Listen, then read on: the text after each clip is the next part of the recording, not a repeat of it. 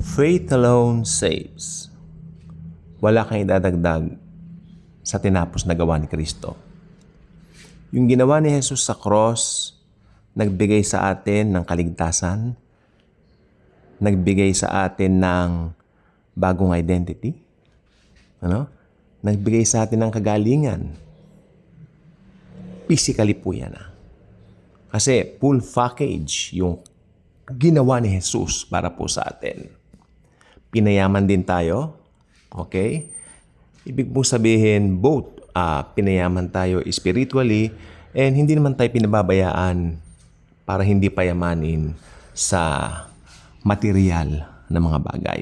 Pero ang pinakaugat po ng lahat ng yan ay ang finished work ni Jesus. Okay po? Kaya I believe pag Kristiyano ka na, full package, you are saved, you are blessed, you are protected, you are having a good life, no? Pero paano mo sasabihin naman paano kung mahirap? Well, just wait for the manifestation of it. Because of Jesus, it will manifest one of these days. Marami na po nagpatotoo po niyan. At kung hindi niya pa po nararanasan ngayon, always remember, you are in Christ. You belong to Him. You belong to His love, His grace. Okay? Bagamat dito po sa turong ito, paiba-iba po kasi yung pananaw. May nagsasabi na bakit sabi niya namatay pa rin sa sakit yung nanay niya. Well, masasabi ko po, alam naman po kasi natin, fallen world po ito. No? Pero ako, naniniwala po ko, if you will just focus on Jesus, no? If you will just focus on Jesus and His grace, malalaman mo yung pagkamatay ng mother mo, tulad ng mother ko po. Alam niyo po ba, she died peacefully. Okay? Nung namatay po siya, or should I say, natulog, kasi believer po yan eh. Marami siyang sinasabi na, ito na sila. Nakikita niya may mga nakaputi. Yan ang patutuon niya. That was 2013 at Easter Sunday po siya pumanaw. No? And yes, kung pumanaw man, at least nasa heaven na po siya. Masaya pa rin, di po ba? Dito po sa buhay po natin, sa mundo pong ito, ang pinaka-importanting malaman po natin, we are in Christ. Okay, hindi na po ako magsasabi ng kung ano-ano pa. Dahil dito po maraming views and I respect other views. I don't debate. I hate it. Hindi ko po gawain yan. Actually, maski hindi ako agree sa maraming sinasabi nung mga dating nakasama ko po, no, sa ministry, iisa lang po ang sinasabi, ang talagang ang natatandaan kong binanggit ng dating pastor namin doon. Do not debate. It's a waste of time. Just continue sharing the gospel of grace, then move on. Ang importante, malaman nila yung kanilang identity in Christ. Yung mga benepisyo natin sa krus. Mababasa po ito sa Psalm 123 verses 2 to 5. Basahin niyo po ron, pinatawad ka, pinagaling ka, binigyan ka ng bagong identity. Okay? Jesus renewed your strength. Ibig sabihin, kung dati, hindi ka pa mananampalataya, mahina ka, mahiyain ka, and then natanggal po yan. Marami po. Iba't iba po yan. No? Ngayon, yung ibang kapatid natin kay Lord, may ibang pananaw tungkol dito, let them. Hindi po tayo makikipag-debate. Basta sa ating pong lahat ng mga Kristiyano, isa lang pong gusto ko sabihin, tingnan natin si Kristo. Si Jesus, yung person ni Jesus, walang ibang matataas kundi yung ginawa niya sa krus ng Kalbaryo. Bakit po ako gumawa ng video ito? Kasi mayroon po nag-comment kanina. Ito talagang medyo, sabi ko, I really need to explain. No?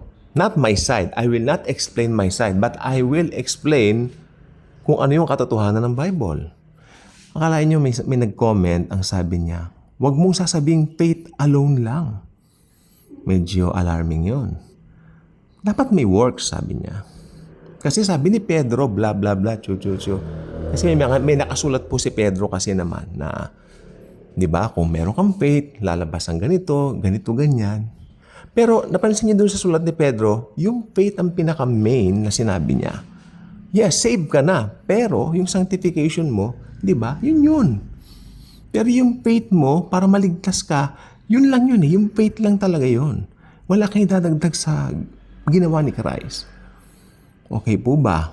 So, at saka yung mga kausap ni Peter doon, Judeo-Christians po ang mga yon. Kung titignan mo yung konteksto nun, Judeo-Christians, it means hindi po Pauline letter yon. Ang Pauline letter sulat ni Pablo sa church. Okay po ba? Well, alam nyo, hindi naman tayo pero medyo masakit sa tenga yung wag mo lang sasabihin faith lang. Kailangan may works, sabi niya. And kasi sabi ni Peter, ganito, ganyan. Maganda naman yung paliwanag niya, pero kung sino man yung nag-comment na yun, itong gusto kong sabihin, ang sinasabi doon ni Pedro, samahan niyo yung faith niyo ng ganito, ganyan. Pero, sabi, samahan lang. Pero ang pinaka-main na topic doon ay yung faith. Naligtas tayo sa faith. And because of that faith, sa finished work ni Christ, nagkaroon tayo ng salvation. Pinaboran tayo, blessed tayo, no? Salvation, tapos favor, blessed, highly favored. Yung iba sumunod na lang po. Pero ang pinaka-main na puso nito ay walang iba kundi salvation of the soul. Okay po ba? So, ayun lang po kaya ako sabi ko. Marami pa yatang medyo naguguluhan, no? At wag ninyong isasama yung sanctification sa salvation, no? Even yung sanctification, kung totoosin, masyasyak kayo. Yan po ay gawa po ng Diyos pa rin. Kasi kung babasahin mo sa 2 Corinthians chapter 5 verse 18, all this is from God. Lahat ng ito ay galing sa Diyos. Naligtas ka na, saved ka. Galing sa Diyos yan. Diba? Binigyan niyang din. New creation ka na. Pero all of this comes from God. Ganon din sa Santiago 1:18. Diba? All good gifts comes from the Father of Heaven. So, lahat ng yan. No? Kaya wala tayong ibang gagawin. You know what? Ako naniniwala ako, ang buhay Kristiyano ay buhay pasasalamat. Buhay pasasalamat na may ginawa na ang Panginoong Jesus. Kaya yung mga bunga nito, actually, more than conquerors po tayo. Jesus is the conqueror. We are more than conquerors. Dahil sa ginawa niya sa krus ng Calvary. For us. Okay? At patuloy nating i-share ang biyaya niya. Especially ngayon, napakalapit na po talaga ng panahon. Hanggang doon lang po masasabi ko. Dahil yung mga world news, especially today, this day, teka lang po, may tatanong po ako, naranasan niyo ba yung tinatawag nilang masamang hangin na parang very bad daw, polluted yung hangin? Napansin niyo po ba? Kaya palang gising ko kanya ng umaga, sabi ko, maalinsangan, naligo na ako lahat, maalinsangan pa rin. And yet, 6 o'clock na, napakadilim pa rin po. Ano po, no? Lumiwanag lang mga alas 8. May liwanag pero hindi ko, kasi summer ngayon supposed to be pag summer, maliwanag na alas 6, alas 5:30 pa nga lang, medyo ng araw, pero this day is different. Tulad niyan, yung polluted air na yan, no? Kaya pinag-iingat nga ang lahat, masama yan sa health, no? Itong mga bagay na ganito, wala yan dati. Wala yan dati. Hindi natin nararanasan yung mga polluted air na mga ganyan. Meron na po, pero hindi ganyan na talagang tatawagin ng DOH ang ating, yung attention po natin para malaman po natin, ipopost nila sa FB o sa ibang mga platforms, YouTube, mga ganyan, para malaman natin, di ba, na ito ay iba sa katawan, no? Some years back, wala pong ganyan. Kaya ako naniniwala po ko, lahat ng senyalis ng second coming, talagang marami na po ngayon nagaganap, no? May senyalis po ang second coming, ngunit ito pong tinatawag na the rapture of the church, wala. Kaya kung malapit ng second coming, mas malapit na pong maganap ang rapture of the church. Kaya nga po, I'm calling every Christians to evangelize, to share the good news.